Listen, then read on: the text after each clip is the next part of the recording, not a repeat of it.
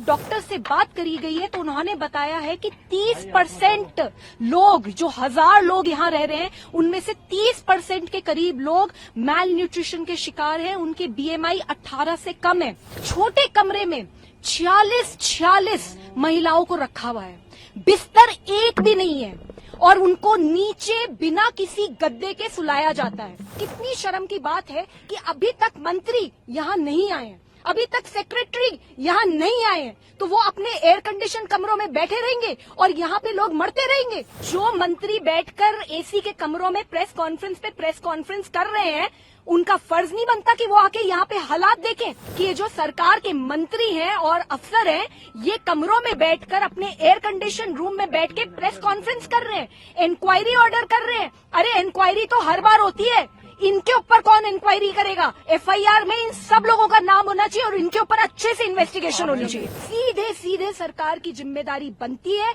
और मुझे बहुत शर्म आ रही है। As an MP from Delhi, I feel ashamed at this condition. I am going to raise it in the parliament. 2 साल पहले मैं आई थी यहाँ पे, मैंने इंस्पेक्शन किया था, मैंने सरकार को एक बहुत डैमिंग रिपोर्ट दी थी, क्योंकि तब भी ऐसे ही हालत थे और इतना बुरा हाल था, इतनी बदबू थी। आज भी यहाँ पे वही बदबू है। मैं आशा किरण के अंदर अभी 2.5 घंटे से मेरा दौरा चल रहा था। मैंने अंदर जहाँ पे महिलाओं को रखा हुआ है वहाँ गई हूँ। महिलाओं से मेरी मीटिंग हुई है, डॉक्टर से मेरी मीटिंग हुई है, स्टाफ से मेरी मीटिंग हुई है और जिन लड़कियों की मौतें हुई हैं उनकी सारी केस फाइल्स और मेडिकल फाइल्स को मैंने स्टडी करा है।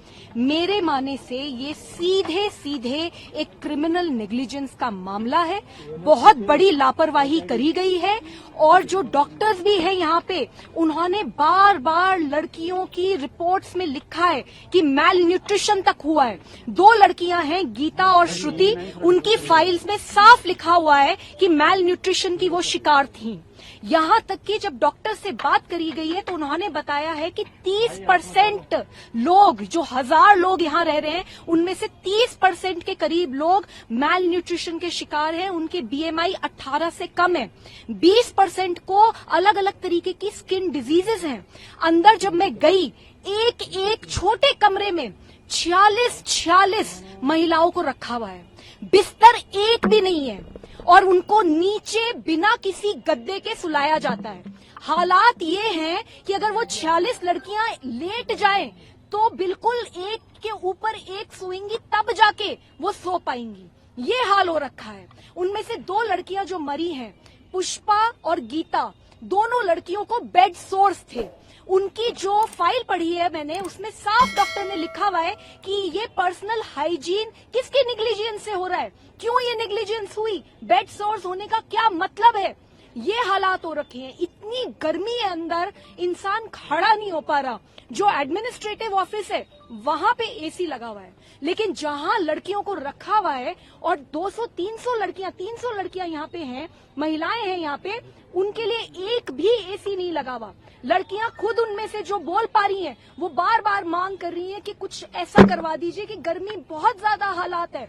ओवर क्राउडिंग की वजह से मौत हुई है, मैल न्यूट्रिशन की वजह से मौत हुई है, हीट और डिहाइड्रेशन की वजह से मौत हुई है। और कितनी शर्म की बात है कि अभी तक मंत्री यहाँ नहीं आए हैं, अभी तक सेक्रेटरी यहाँ नहीं आए हैं, तो वो अपने एयर कंडीशन कमरों में बैठे रहेंगे और यहाँ पे लोग मरते रहेंगे। कितनी शर्म की बात है। मेरे हिसाब से तुरंत FIR होनी चाहिए। ये जितने भी लोग इन्वॉल्व हैं, जिनके भ्रष्टाचार के चलते, जिनकी लापरवाही के चलते आज ये मौतें हुई हैं, इन सब के ऊपर सख्त से सख्त कार्रवाई होनी चाहिए।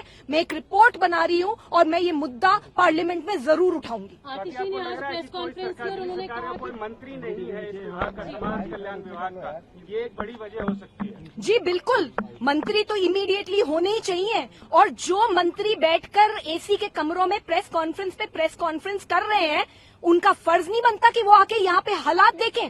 जरा आके देखिए अंदर क्या हाल है। जमीन पे पड़े हैं लोग। ये कोई तरीके हैं? आप मेंटली चैलेंज, स्पेशली एबल्ड लोगों को इस तरीके से ट्रीट करेंगे? 2 साल पहले मैं आई थी यहाँ पे, मैंने इंस्पेक्शन किया था, मैंने सरकार को एक बहुत डैमिंग रिपोर्ट दी थी, क्योंकि तब भी ऐसे ही हालत थे और इतना बुरा हाल था, इतनी बदबू थी। आज भी यहाँ पे वही बदबू है। तो मैं ये जानना चाहती हूँ कि ये जो सरकार के मंत्री हैं और अफसर हैं, ये कमरों में बैठकर अपने एयर कंडीशन रूम में बैठ के प्रेस कॉन्फ्रेंस कर रहे हैं, इंक्वायरी ऑर्डर कर रहे हैं। अरे इंक्वायरी तो हर बार होती है, इनके ऊपर कौन इंक्वायरी करेगा? एफआईआर में इन सब लोगों का नाम होना चाहिए और इनके ऊपर अच्छे से इन्वेस्टिगेशन होनी चाहिए। आप जब डीसीडब्ल्यू की चीफ थी उस समय भी आपने इस मसले को उठाया था, उस समय क्या एक्शन लिया गया था? जब आप डीसीडब्ल्यू की चीफ थी उस समय आपने ये मसला उठाया था, तो क्या एक्शन लिया गया था उस वक्त? उस समय भी एक इंक्वायरी ऑर्डर कर दी गई थी, कुछ थोड़े बहुत बदलाव करे गए थे, लेकिन आज हालात देख लीजिए।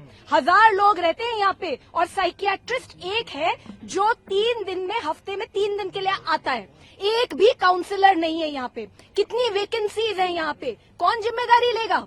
8 महिलाएं मरी हैं। ये वो महिलाएं हैं जो इतनी पीड़ित थीं और इनको बचाया जा सकता था। सीधे सीधे सरकार की जिम्मेदारी बनती है और मुझे बहुत शर्म आ रही है। As an MP from Delhi, I feel ashamed at this condition. I am going to raise it in the parliament.